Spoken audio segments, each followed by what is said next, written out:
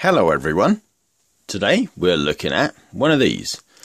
This isn't just a leather case, it's actually got a phone in it. Surprise, surprise. And this is very similar to a Technophone. It's not actually a Technophone. It's an SEM340. These are also known as Pocky phones. The Pocky variant, certainly the Pocky variant, is out of Germany. This one is also out of Germany, and it's known as an SEM, an SEM340. I don't actually know the make of this, but I do think this is just a rebadge as an SEL. It's got the original, if I can get it out, the original smart card. I wouldn't call this a SIM card as such, because this is for the analog system, of course. They have the CNET system in Germany, and this isn't a SIM as such. It works like a SIM, but in actual fact, there is an advantage to this, because these cards you could use in your phone, and when your battery on your phone ran out, on your cell phone, you could use these in payphones, which is what these two logos mean.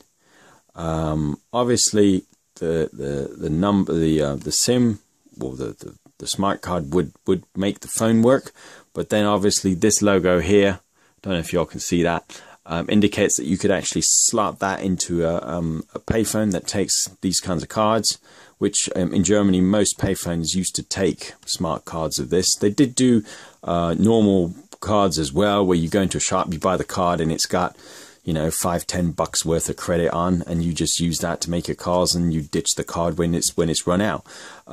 These cards had that function, but obviously you wouldn't ditch this because it would slot back into your phone.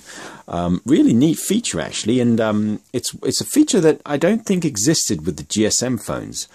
Certainly the early GSM phones I had, the SIM cards for those, as far as I know, you couldn't take them to a phone booth or a phone kiosk or whatever you want to call it, and, you know, out in the street and whack your SIM card in and make a call, and then that call would obviously get billed to your mobile cell phone account. As far as I know, that didn't exist for GSM. So real neat feature. I can actually power this particular phone on, so this is going to be a fairly quick video. I do have a charger for the Technophones that I have in my collection. I got quite a few Technophones. And this has exactly the same charging port, so I can actually fire this up, but I haven't got the charger for the Technophones out yet. I have dug out the Technophones because I dug them out about a month or so ago, when I did the biggest handheld phone. Don't know if you all checked that out, but that video is quite popular. Check that out. I'll try and put a link in the description. I dug out some of the Technophones I own for that, but I don't know where the chargers are. I do have a couple of chargers, but I just haven't dug them out of storage yet. So these phones operated on the CNET, which is equivalent to, I suppose, the German variant of the NMT system. It operated on 450 megahertz range, and which is why you got a great big hunking antenna. And this is a dual joint antenna. It's got two little joints there. Really neat, I guess, for folding the antenna. It does actually come undone as well if you want to take that off. And I do think this antenna is actually compatible with a couple of other phones that I currently own. So I could potentially use that for one of the other phones that I don't have an antenna for. I just realized that. But real neat. It actually weighs quite a bit as well. Got a couple of volume buttons there. I guess these are volume buttons. And as far as I can remember, real basic phone to use. Not much in terms of features. This obviously had a phone book and not much else. But when I find the charger for the Technophones, I will do a video about some of the Technophones that I have, and I'll try and power and charge this up and try and give it a good charge. I'm just trying to get the battery off this thing, but it's not letting me do it for some reason. I'm going to try and prise that open with a screwdriver. Right, let's see if a screwdriver might help. At the risk of breaking this, should hopefully not break it. Here we go. Just needed a bit of TLC. How about that? So this phone has a sticker dated 3rd 1990. I don't know if y'all can see that in the light, whether this will zoom or not, but it's marked up as March 1990. This little bit here, this is obviously just rubbed off. So if that's a 1990 phone, then I would make that to be, what, 1990 to 2000 would be 10, 2010 would be 20, so that's 25 years old. So this phone is 25 years old, which is pretty amazing, I think. So actually, yeah, it's got C4, well, the frequency 450 megahertz. I'm guessing 56 was the amount of channels the system or the phone supported. It's got a whole bunch of instructions by the looks of it, which are in German. Einschalten. Apparently you gotta press that 3 seconds, I think, is what it says. I'll have to work out what some of this means, but it's obviously instructions on how to place and end calls, I guess. So you got to press that for 3 seconds to fire it up. I shall do that once I've charged the battery.